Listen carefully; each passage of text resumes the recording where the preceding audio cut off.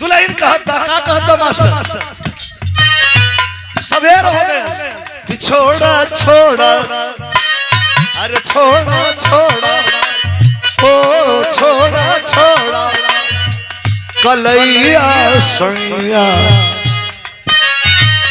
अरे छोड़ा छोड़ा कलैया सैया भोर हो गई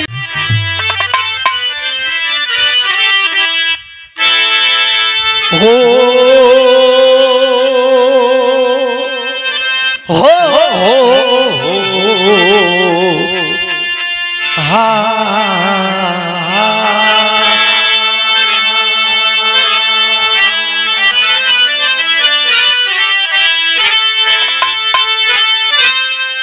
जय गुरु बंदे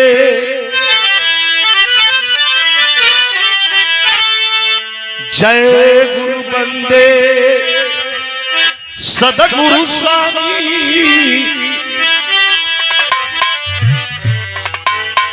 सदगुरु स्वामी विश्व गुरु के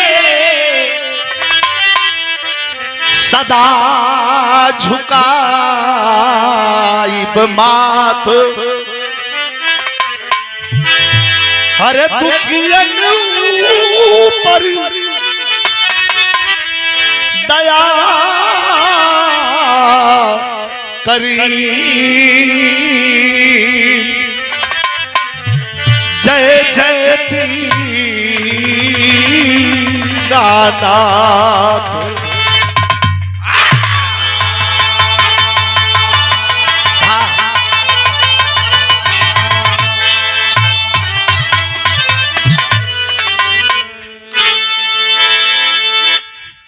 चार लाइन माई के शरण में चल जा जो ब्रह्मांड नायिका है माता विंध्यवासिनी वैसे हम लोगों की कुल देवी भी है। ये चार लाइन श्लोक तो बहुत बार ये श्लोक पर गौर करें। साल में एक बार कार्यक्रम धाम पर होला जोने में हमारा और भोजपुरी सम्राट भरत शर्मा व्यास जी का कार्यक्रम लगेला हर साल। ये साल भी लगी दो दो चार गीत सब कोई गावला हुई में हम होगा ही बुलावल जला धाम की तरफ से। तो ये श्लोक के लोग बड़ा पसंद करला ये माई खातिर ऐसा श्लोक हो कि चाहे जब पढ़ते भगवती तम थमा के खड़ी हो जाती है। कैसे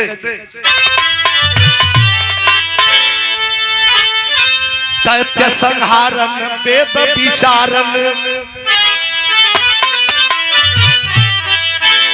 दैत्य संहारन वेद विचारन और दुष्टन को तुम्हें दलती हो अरे कर त्रिशूल लिए धनु बाण और सिंह चढ़े रण में लड़ती हो तो फिर बाघ बुढ़ान की सिंह की ध्यान धरे जपती हो अरे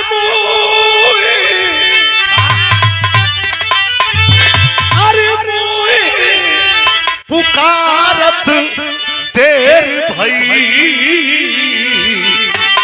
जगदम्ब विलंब कहा करती हो।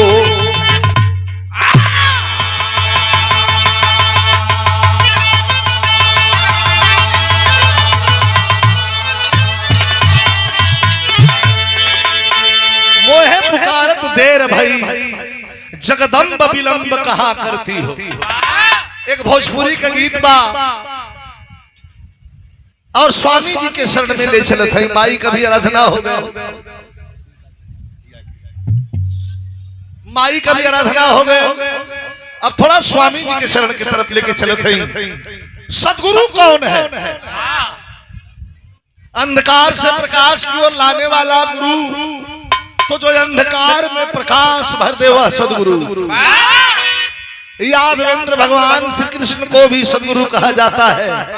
तो श्री कृष्ण को जब सदगुरु कहबा तो साक्षात नारायण ही सदगुरु है। एक ठे भोजपुरी का गीत लगल तनी लय बनाला मास्टर।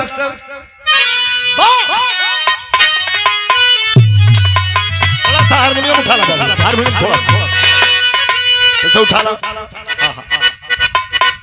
बजा उठवा दे। हाँ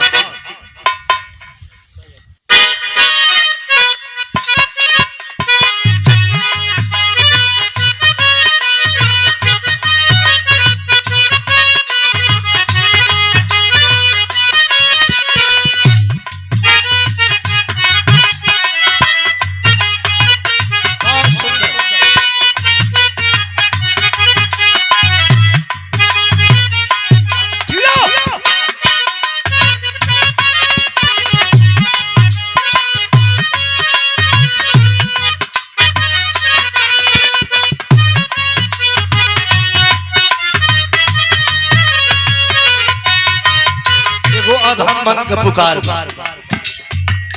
अरे देईदा देईदा। भोजपुरी का गीत है, पहले गीत ना बताई, पहले भजन लेला। ये मन का अधम मन का पुकार बा, का चाहिए कि देईदा देईदा।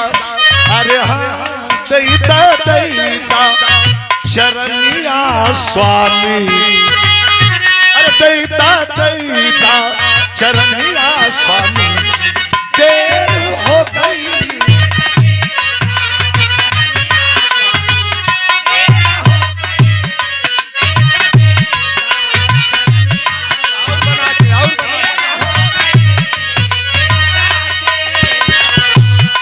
अरे जो है अखिया तरस भी अबेर हो गई।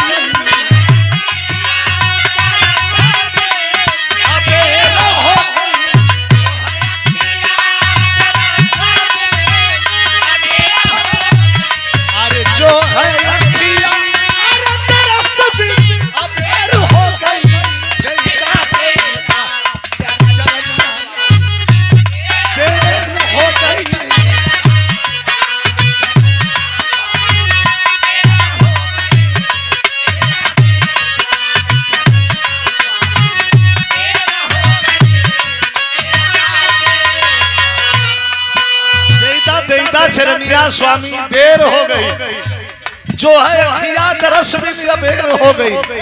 एक तरस कौन है? आजकल बड़ा कुल तरस बा, बहुत धूम बा, अश्लीलता सीमा के पार भादों करार। देखा खूबसूरती है, एक ही ना का सकला की अश्लील सावन भादों करार। पति पत्नी एक जगह हुए, चाहे गौने आइल हुई चाहे दोंगा आइल हुई, लज्जा सबसे बड़ियार कहना है, लोक लाज सबसे बड़ियार कहना है। जहाँ लोक लाज रही वहाँ करोड़ों का कहना पहले रहा, पर कोनो मतलब है नहीं है। यही लिए सवेर का टाइम हो गई हो, दुल्हा सुतल हो, लिखा वाले का धन्यवाद। दुल्हन धीरे से जगावत बात के सुना, ए भैया हमरे को अब हम गाय और बच्चे बात तो देखा बात कबो और आई ना अनोर आई। जितना दूर जहां जाए जहां रहे उतना दूर में जी ले, फिर वहां से उठे कहीं और जाओ तब वहां की जिंदगी जिए, तो आदमी तरक्की को जाला। हर जगह जाके हर जगह के विषय में जब सोचे लगी आदमी तो हो जाए व्यवधान हो जाए। ये बड़ा विद्वान, किसी विद्वान ने कहा कि जिस माहौल में जहां है उसको पहले जी लीजिए। दुल्हन कहता मास्टर सवेर हो गए कि छोड़ा छोड़ा, अरे छोड़ा छोड़ा ओ छोड़ा छोड़ा कलैया सैया, अरे छोड़ा छोड़ा कलैया सैया। भोर हो गई